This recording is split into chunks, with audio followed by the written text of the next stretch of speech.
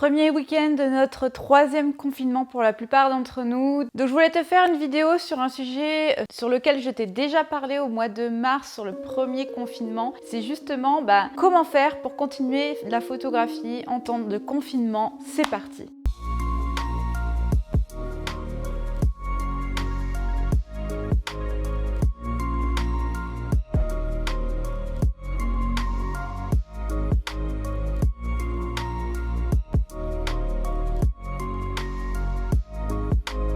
Salut les photographes et bienvenue sur la chaîne La Patte sur l'objectif, la chaîne où on parle de photographie animalière. On continue sur notre défi 30 jours 30 vidéos, ça arrive vraiment à sa fin, il ne reste plus que 3 vidéos après celle-ci. Donc je suis contente d'en arriver là parce que c'est difficile, vous êtes très nombreux à m'avoir suivi pendant ce défi, donc encore 1000 merci à vous. Et pour vous remercier, vu qu'on est de nouveau confinés, je me suis dit que ça serait vraiment sympa que je vous fasse une vidéo sur 18 choses qu'on peut continuer de faire en tant que photographe pendant le confinement. Et je parle de photographes professionnels comme de photographes amateurs. La première chose que tu peux faire, c'est de profiter de ce moment-là pour trier tes photos. J'en ai déjà parlé dans ma vidéo qui va popper juste ici, mais c'est important de trier ces photos et vu que là, on est confiné et que peut-être tu as plein de séances qui sont annulées, c'est l'occasion de faire le tri dans tes disques durs, de supprimer les photos qui servent à rien, de libérer de l'espace sur tes disques parce que ça coûte très cher de stocker des photos, donc autant supprimer ce qui ne te sert plus à rien. Mon deuxième conseil, ça peut être aussi de faire les sauvegardes de tes fichiers. Parce qu'encore une fois, avoir des fichiers à un seul endroit, c'est très risqué. Donc il vaut mieux avoir des doubles sauvegardes. Donc tu peux aussi profiter de ce moment-là pour sauvegarder tous tes fichiers, les mettre sur plusieurs clés USB, les sauvegarder sur un double disque externe, sur un NAS,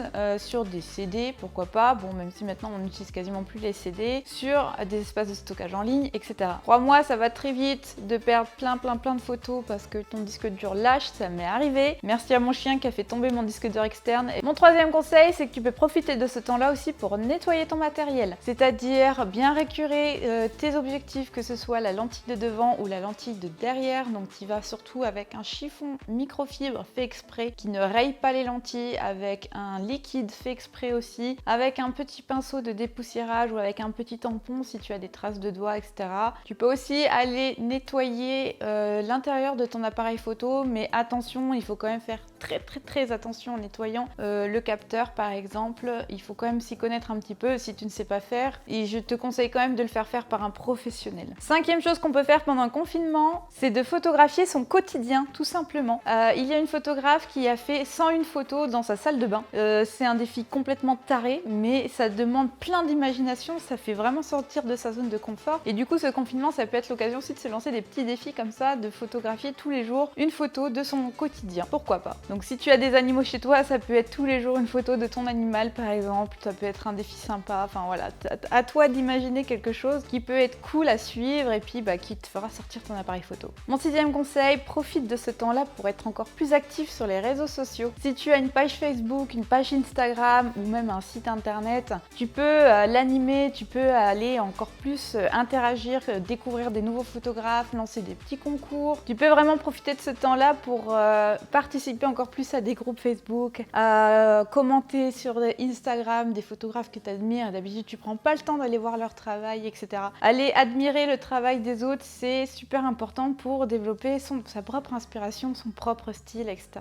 Mon 16e conseil, ça va être de profiter de ce temps-là pour aller chercher de l'inspiration et sortir un peu de ce que tu as l'habitude de voir. Généralement, si tu fais un type de photographie, par exemple si tu photographies des chiens, tu vas aller suivre énormément de photographes canins qui sont assez connus dans le domaine. Mais l'inspiration, elle peut se trouver dans plein d'endroits. Tu peux profiter de ce temps-là pour élargir un peu tes horizons. Aller t'inspirer dans les peintures, dans les dessinateurs, même dans les films, dans les dessins animés, dans les BD, même dans la musique, dans le travail de certains graphistes, etc. Enfin, vraiment, tu peux avoir une tonne de sources d'inspiration pour tes photos ou tes projets photos. Et c'est l'occasion de prendre ce temps-là pour aller découvrir de nouvelles choses et vraiment s'inspirer ailleurs. Conseil numéro 8, ça rejoint une vidéo que je t'ai fait aussi pendant ce défi, c'est de te lancer dans un nouveau projet photo, de préparer de nouveaux projets photos. Je te renvoie encore une fois à ma vidéo ici sur les projets photos où je t'explique les bienfaits, pourquoi il faut se lancer dedans, comment se lancer dedans, etc. Maintenant, tu n'as pas d'excuse du temps parce que tu en as, donc c'est l'occasion de te projeter dans un projet photo, de l'imaginer, d'essayer d'organiser les choses, etc. Et les projets photos, c'est un travail super excitant que que tu peux faire dès que tu as du temps libre et si là tu en as, profites-en. Conseil numéro 9, entraîne-toi à la retouche photo. Il y a toujours énormément de choses à apprendre sur la retouche parce que il faut des années pour apprendre la retouche. Tu ne peux jamais cesser d'apprendre la retouche. Et là, si tu as du temps, c'est l'occasion vraiment de tester des nouvelles techniques, d'aller suivre des tutos, vraiment de t'entraîner, prendre des photos un peu au hasard et puis va t'entraîner sur des nouvelles techniques photo que tu connais pas. Conseil numéro 10, lis des livres photos. Il y a une tonne de livres photos. Alors moi personnellement, je suis archi fan de livres, j'adore les livres et j'en ai d'ailleurs beaucoup sur la photographie. J'étais même fait un article complet sur les livres que j'ai et encore que j'en ai acheté depuis, donc il est même plus tout à fait à jour, mais je te mets le lien en description si tu veux voir les livres que j'ai utilisés. Tu as plein de livres super intéressants sur la photographie. Ça peut être pour l'apprendre ou juste pour admirer le travail des autres, acheter des livres photos,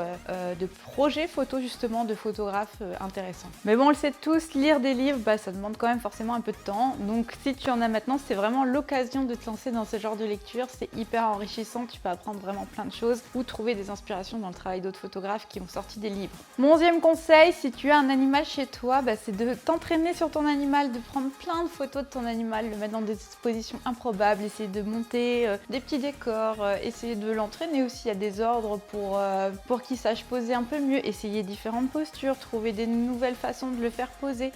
Vraiment, entraîne-toi, imagine plein de choses. Si tu as un animal chez toi, c'est génial. Vraiment, tu peux faire plein de choses. Conseil numéro 12, tu peux aussi en profiter pour faire imprimer tes plus belles photos. C'est toujours hyper plaisant d'avoir ces photos en imprimé, que ce soit sur son mur ou dans un livre photo. C'est en plus un travail particulier, donc pareil, je te renvoie à ma vidéo où je t'explique comment préparer ces photos pour l'impression. C'est vraiment le pied d'avoir ces photos en imprimé quelque part. Pour moi, toutes les photos devraient finir sur un support physique. Conseil numéro 13, si tu dois acheter du nouveau matériel, changer de matériel, c'est aussi l'occasion de faire des comparatifs. Fouille un peu sur internet, trouve les bons plans, compare les pour, les contre, quel matériel est le mieux, etc. Alors même si c'est pas forcément le bon moment pour acheter parce que je sais pas, peut-être que tu as des soucis financiers à cause du Covid ou quoi, peut-être que t'as pas encore assez économisé pour ton matériel, mais vu que tu as ce temps-là, ça peut être aussi l'occasion de te décider, de faire les pour et les contre, de regarder peut-être même des occasions, à combien sont les occasions, etc.